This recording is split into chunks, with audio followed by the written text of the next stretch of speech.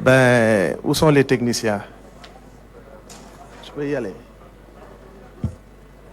Voilà, je voudrais donc vous souhaiter la bienvenue à cette conférence de presse suite à la publication du rapport de la Cour des comptes sur la situation des finances publiques sur la période allant de 2019 à mars 2024. Le rapport fait plus que conforter les travaux de l'Inspection générale des finances et révèle de profondes dérives dans le management des ressources publiques et la gestion économique et financière de l'État. Dans ce contexte, il est de la responsabilité du gouvernement de communiquer avec les populations pour mieux mettre en contexte les travaux de la Cour, mais également pour mettre en exergue les mesures correctives envisagées par l'exécutif. Pour ce faire, dans cet exercice, je suis accompagné aujourd'hui par mes collègues M. Ousmane Diagne, ministre de la Justice, garde des Sceaux, M. Abdourahmane Sarr, ministre de l'Économie, du Plan et de la Coopération, M. Cheikh Diba, ministre des Finances et du Budget, et de M. Ahmadou Aminou, ministre secrétaire général du gouvernement. Ils interviendront tour à tour pour vous entretenir de justement la situation. Monsieur Cheikh Diba aura la primeur donc de cet exercice-là. Il parlera le premier en français. Monsieur Abdourahmane Sarr parlera également en français. Monsieur Ousmane Diagne parlera et en français et en wolof.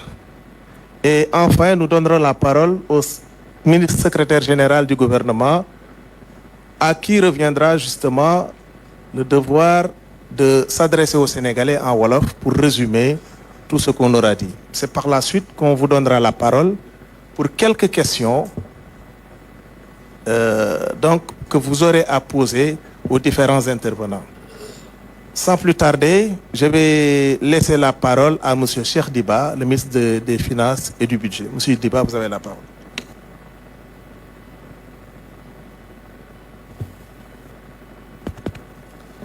Merci beaucoup, M. Amadou Moustapha Ndiek Saré, ministre de la Formation professionnelle, porte-parole du gouvernement. Mesdames, Messieurs les représentants des médias, chers compatriotes, Mesdames et Messieurs, le Sénégal s'engage aujourd'hui dans une ère nouvelle de transparence et de responsabilité. La publication du rapport définitif de la Cour des comptes sur l'audit des finances publiques est une étape historique pour notre pays. Cet exercice sans précédent incarne la volonté du président de la République, son Excellence M. Bassirou Diomaye Diakhar Faye, du Premier ministre Ousmane Sonko et de son gouvernement d'instaurer une gouvernance rigoureuse, intègre et au service des citoyens. Le peuple sénégalais a clairement exprimé lors de l'alternative de mars 2024 une exigence de transparence absolue dans la gestion des affaires publiques. Aujourd'hui, nous tenons cet engagement. En effet, c'est sur instruction des plus hautes autorités que le ministre des Finances et du Budget a initié un audit global des finances publiques. Un exercice qui s'inscrit dans une volonté de clarification et de redressement en conformité avec les principes édictés par la loi de transparence budgétaire, loi 2012-22 du 27 décembre 2012. Le premier acte fort de fonction fut de mandater l'inspection générale des finances pour procéder à un audit approfondi de la gestion de nos finances publiques. Pendant plusieurs semaines, les vérificateurs de l'Inspection générale des finances ont scruté, analysé et évalué chaque engagement budgétaire et chaque dette contractée afin d'établir un état des lieux précis et incontestable. À l'issue de cet exercice, un rapport détaillé a été transmis à la Cour des comptes, institution indépendante chargée de certifier les données et d'évaluer la situation financière nationale. Je voudrais me féliciter de la qualité du travail accompli par la Cour des comptes qui a mené le processus de certification avec professionnalisme et impartialité.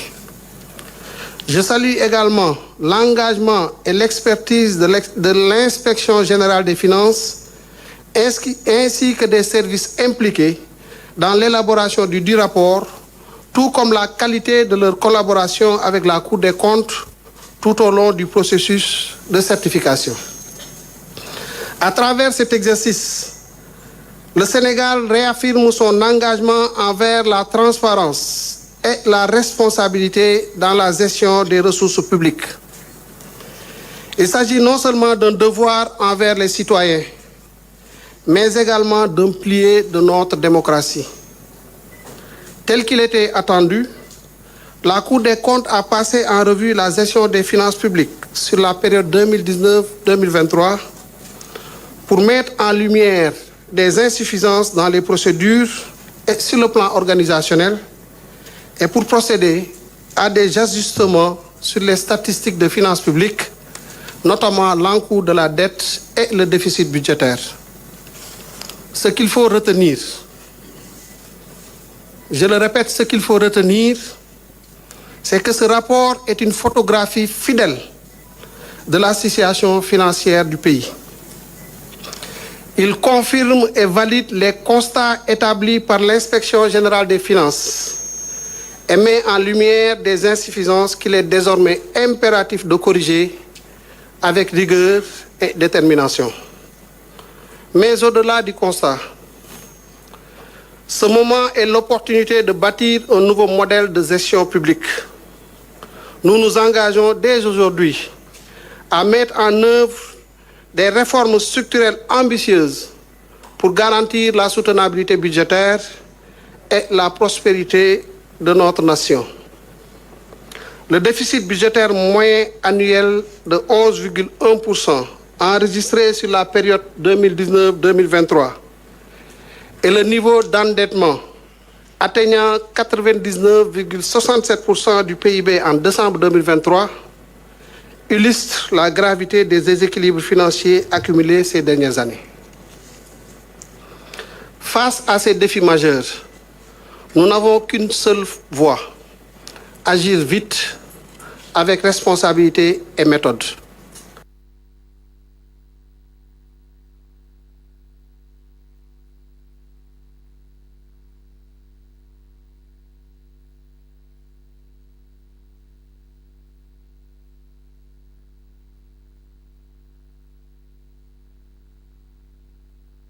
Et du Monsieur Cheikh Diba, qu'est-ce qui se passe? en train de parler, juste une petite interruption.